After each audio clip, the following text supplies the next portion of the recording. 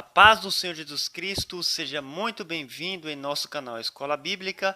Eu sou o seu irmão, o presbítero Carlos Henrique, e venho através deste vídeo lhe oferecer um áudio do livro de apoio da lição de número 8, cujo tema é Comprometidos com a Palavra de Deus. O tema geral é o verdadeiro pentecostalismo, a atualidade da doutrina bíblica sobre a atuação do Espírito Santo. O comentarista desta lição é o pastor Ezequias Soares. Nem todas as pessoas podem ter o livro de apoio, então eu venho através deste vídeo lhe oferecer esta ferramenta muito importante para você, professor, você, aluno, superintendente da Escola Bíblica Dominical.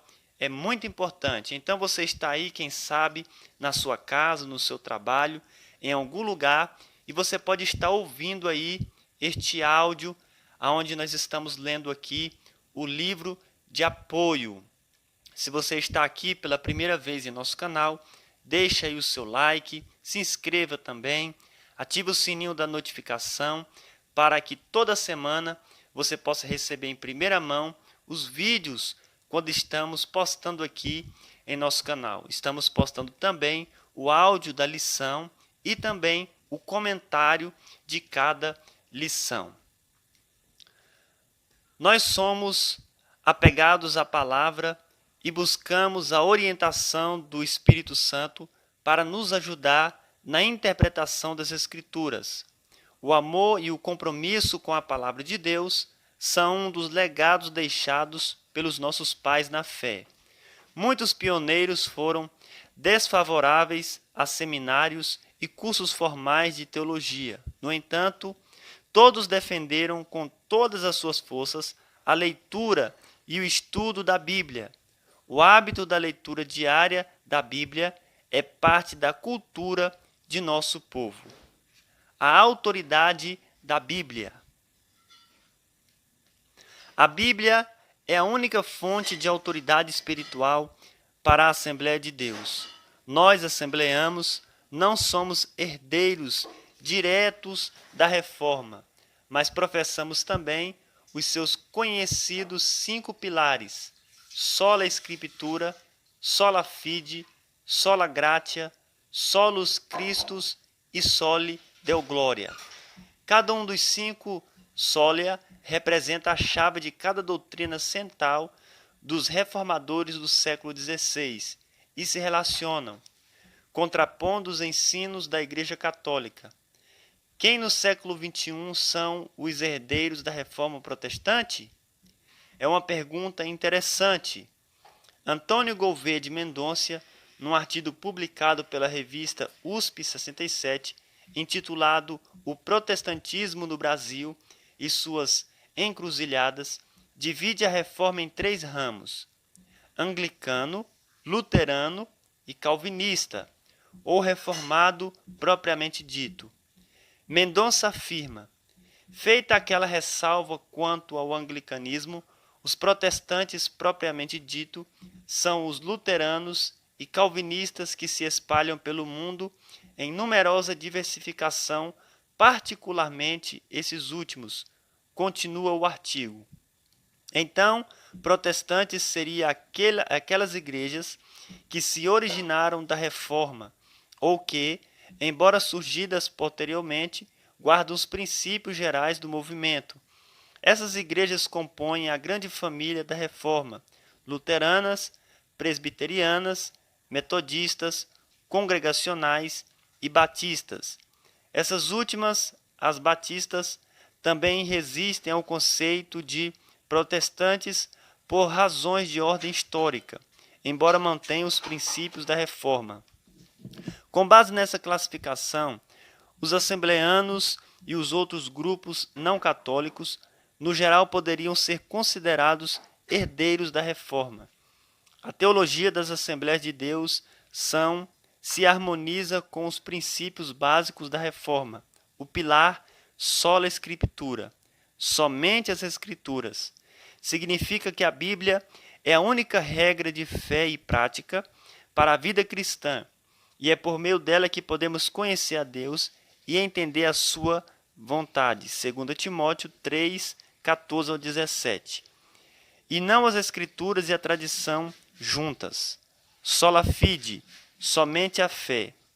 A justificação dos nossos pecados só é possível por meio da fé, e não a fé e mais as boas obras.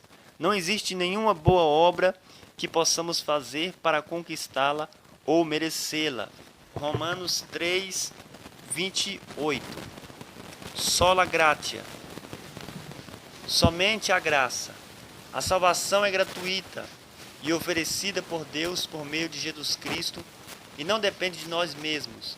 Não a merecemos, mas Deus a concede porque ama a humanidade. Romanos, capítulo 3, versículo 24. Solo Christus, somente Cristo, o Senhor Jesus, é o único Salvador do mundo. A salvação só é possível por meio dele. Jesus é o único que pode interceder pela humanidade inteira, pois veio ao mundo e viveu sem pecado algum, e entregou para que nossas iniquidades fossem perdoadas. João 14, 16. E não Cristo e a Igreja, como no sistema católico. Só lhe deu glória. Somente a Deus a glória. Deus não divide a sua glória. Isaías, capítulo 42, versículo 8. E não glória a Deus e honra especial a Maria. O nosso enfoque é sobre as Escrituras. O nosso cremos, publicado no expediente do jornal Mensageiro da Fé, declara: cremos na inspiração divina verbal e plenária da Bíblia Sagrada, única regra de fé infalível e prática para a vida e o caráter cristão. Mas os pentecostais ainda são vistos por alguns não pentecostais e cessacionistas como um movimento que baseia suas crenças e práticas nas emoções e que ensina a crença no cânon aberto. São interpretações equivocadas a nosso respeito. Quando foi criada a Convenção Americana das Assembleias de Deus em 1914, os líderes perceberam que havia tentação de elevarem-se as revelações pessoais e outras manifestações místicas ao mesmo nível. Assim, era necessário fazer certo esforço para manter o equilíbrio entre os ensinos bíblicos e a experiência religiosa. Somos emocionais? É verdade, somos sim, emotivos, pois Deus criou o ser humano, como afirma Brumbach, não apenas como um ser físico, intelectual e espiritual, mas também como criatura emocional. A emoção é um elemento inteiramente humano. A verdade é que as emoções, como qualquer outra dimensão da vida humana, devem ser submetidas aos ensinos bíblicos. Brumbach continua: pode ser que a teologia e o formalismo moderno abafariam todas as expressões exteriores de emoção, mas as Escrituras não o fazem. Examine as Escrituras como quiser. Não encontraria nelas apoio de cultos estoicos e puramente intelectuais, como se proclamam os dirigentes da igreja atual. Queremos dizer somente que as igrejas médias dos pentecostais são, ao menos, igrejas não pentecostais. Quando há apreciação da palavra, não podemos crer que as expressões de emoção que não estorvam, mas antes aumentam o desejo de crescer na graça e no conhecimento de nosso Senhor e Salvador Jesus Cristo. Sejamos considerados indecentes e fora de ordem. Ou seja, como Brumbach comenta, vemos que os pentecostais vivem uma vida plena, pois submetem não só o intelecto, mas toda a sua vida ao Senhor para serem usados pelo Espírito Santo. É preciso haver equilíbrio. Não é só o intelecto ou só a emoção, mas corpo, alma e espírito, o ser humano como um todo sendo usado por Deus. Nós cremos que a revelação canônica se encerrou com os apóstolos no Novo Testamento, 1 Coríntios, capítulo 15, versículo 8. A nossa fonte de autoridade é unicamente a Bíblia, conforme a declaração de fé das Assembleias de Deus. A Bíblia é a nossa única regra de fé e prática. Não necessitamos de uma nova revelação extraordinária ou pretensamente canônica. 2 Pedro 1, 19 ao 21. A autoridade divina da Bíblia deriva de sua origem em Deus, e isso por si só encerra a suprema autoridade das Escrituras, como plena e total garantia de infalibilidade.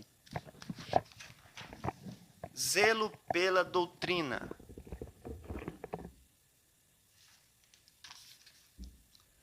Pode-se dizer que o zelo pela doutrina era uma marca distintiva de nossos pais. Cuide de você mesmo e da doutrina. Continue nestes deveres, porque fazendo assim, você salvará tanto a si mesmo como aos que ouvem. 1 Timóteo, capítulo 4, versículo 16. Há nessa passagem duas advertências ao jovem pastor Timóteo, e que vale para todos nós na atualidade. Primeiro, o cuidado pessoal. Tem cuidado de ti mesmo. O líder deve servir de exemplo para o rebanho, se dedicar à oração e à leitura da Bíblia. Segundo, o cuidado da doutrina. Ensino é aquilo que é ensinado. Doutrina aparece 15 vezes nas epístolas pastorais, ao passo que o seu cognato didache, de mesmo significado, só aparece 2 vezes nessas epístolas. 4 vezes o termo é qualificado pela palavra sã, o que significa aquela ortodoxia relativamente fixa que as igrejas tinham recebido e que era sua responsabilidade preservar contra as heresias, de modo que os nossos pioneiros entenderam muito bem o significado de cuide de você mesmo e da doutrina.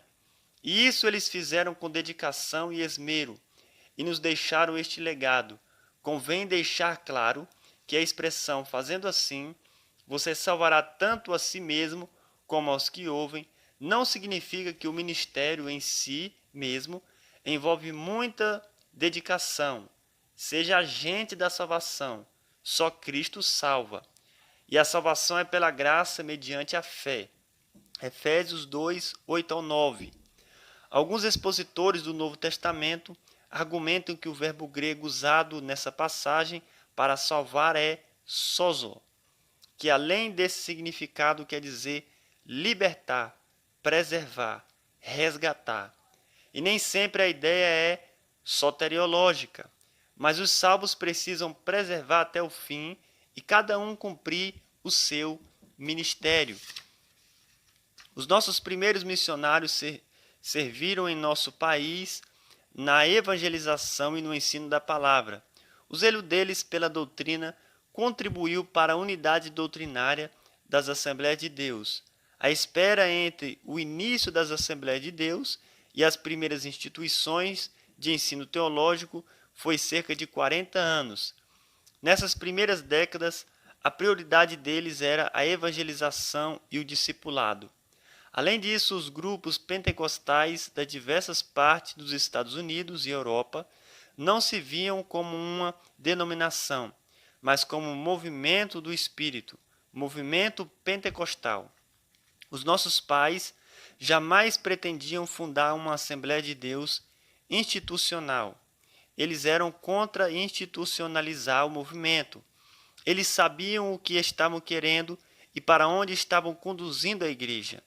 Todos eles conheciam a Bíblia e eram muito apegados a ela.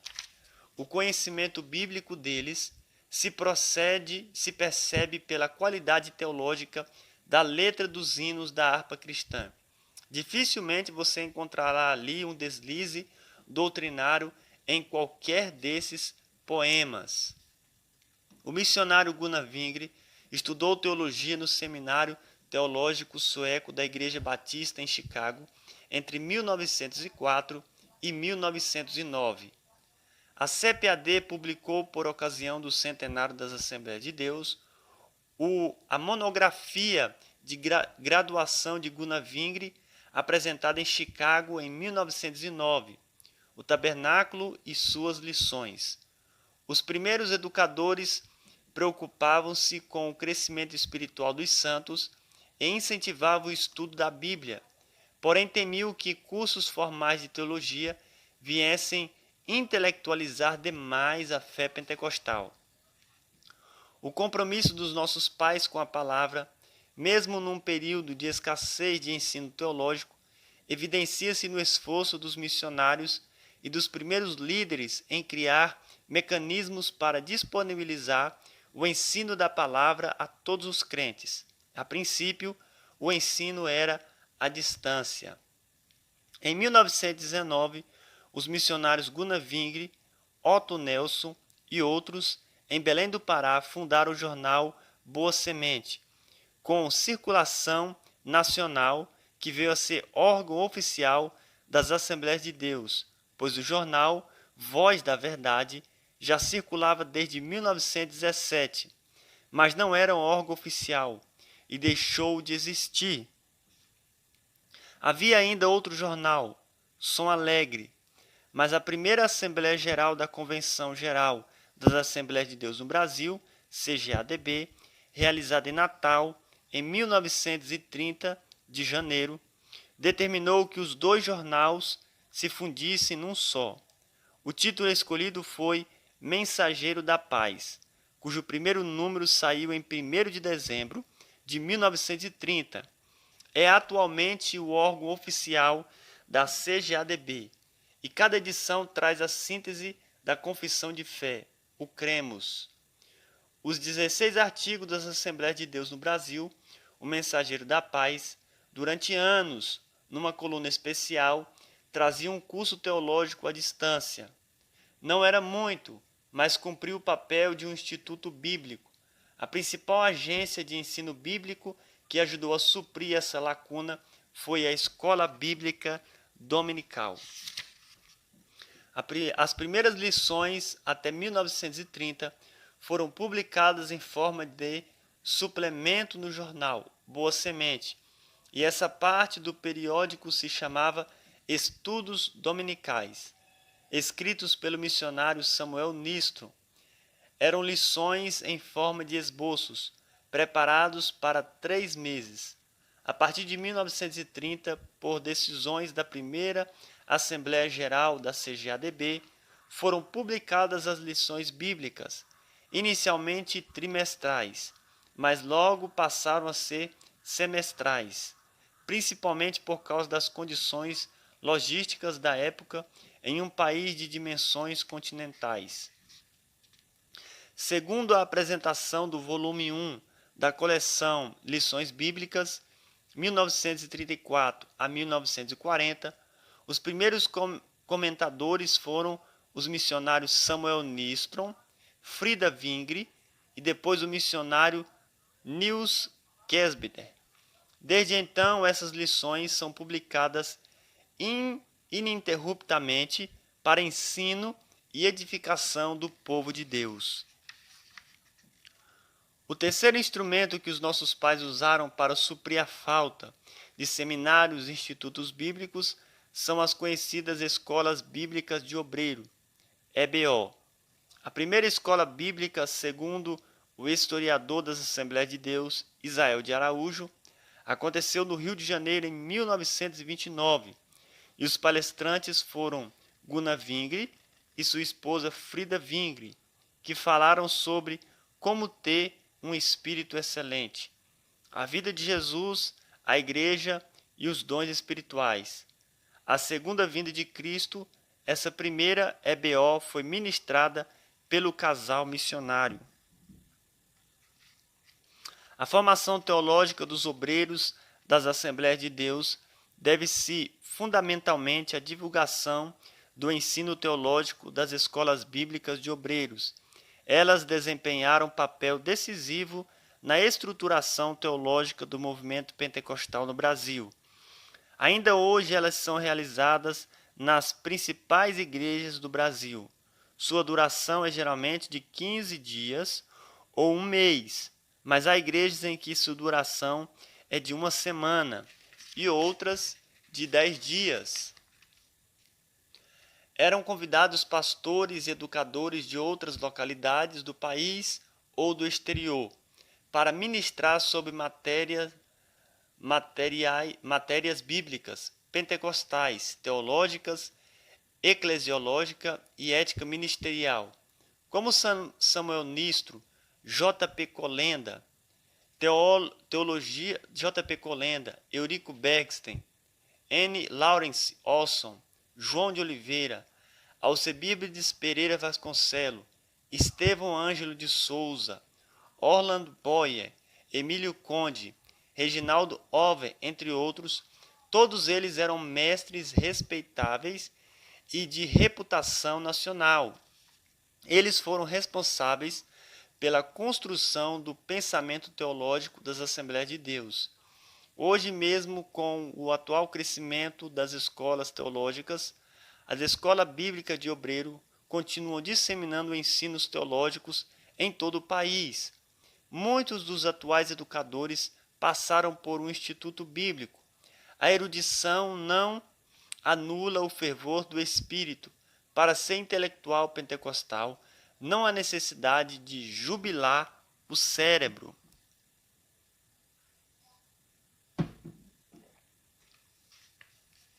A primeira instituição de ensino teológico só foi inaugurada por João Colenda Lemos em outubro de 1958. O Instituto Bíblico das Assembleias de Deus, IBAD, em Pindamonhangaba, no interior paulista. Em 1962, o missionário N. Lawrence Olson fundou o Instituto Bíblico Pentecostal, IBP, na cidade do Rio de Janeiro, na década de 1970. O missionário Bernard Johnson fundou a Escola de Educação Teológica das Assembleias de Deus, ETAD.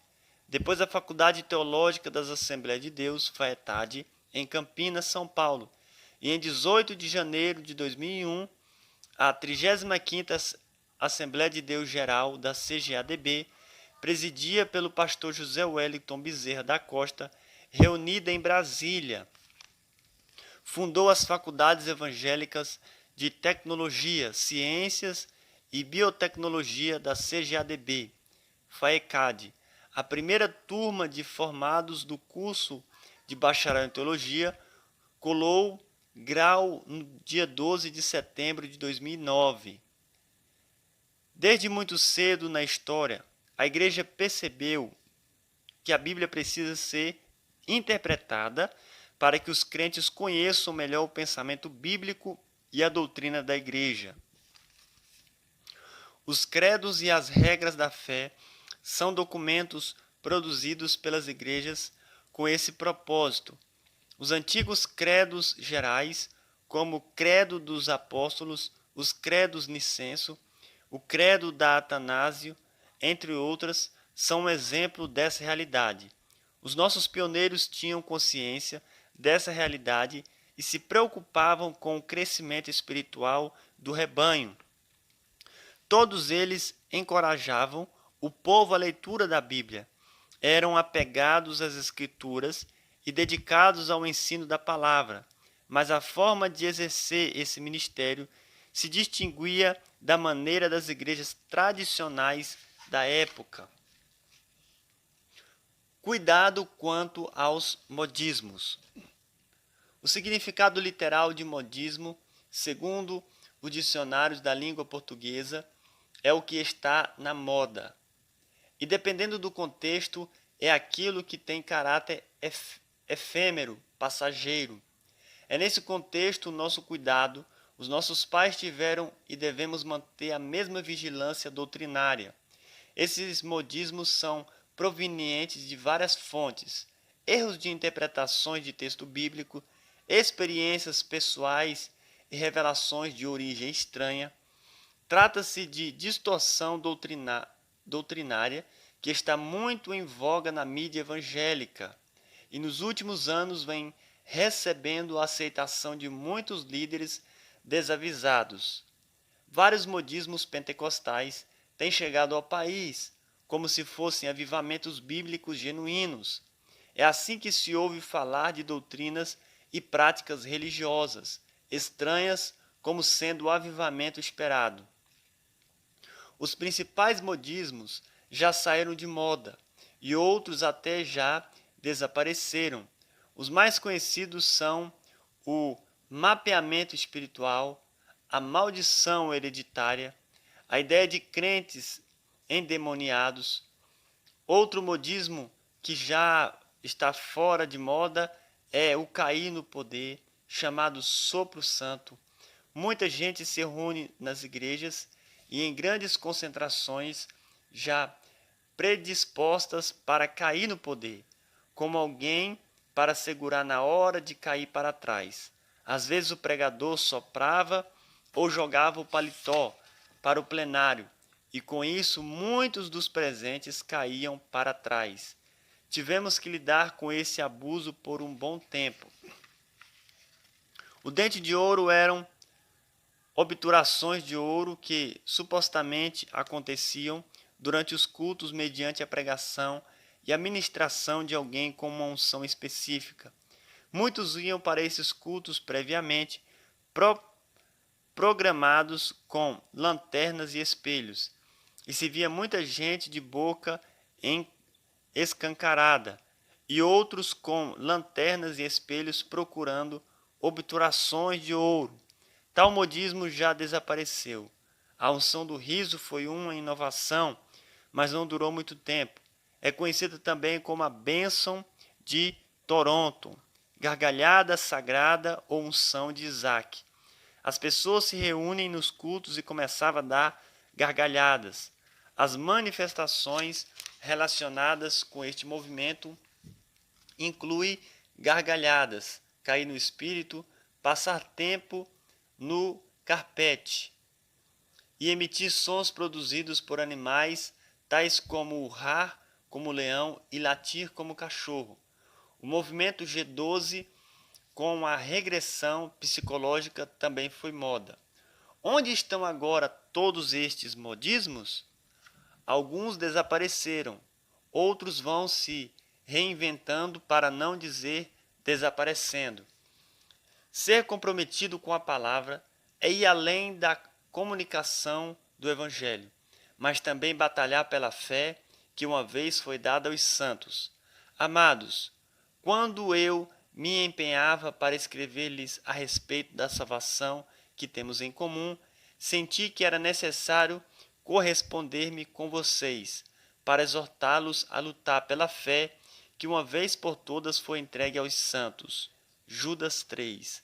Assim, o nosso cuidado com a doutrina deve ir além do combate aos modismos e também servir para defender a nossa fé das seitas e heresias, refutar os erros que se opõem aos ensinos bíblicos e persuadir os contradizentes para que eles se convertam ao Evangelho. Devemos fazer o melhor para Deus. Que Deus continue abençoando a cada um dos irmãos. Se Deus nos permitir, estaremos postando aqui o áudio da lição de número 9 do livro de apoio, Vivendo o Fervor Espiritual. Se você gostou de ouvir este áudio do livro de apoio, deixa aí o seu like. Se você quiser nos ajudar também, seja membro de nosso canal e que Deus continue abençoando a todos em nome de Jesus.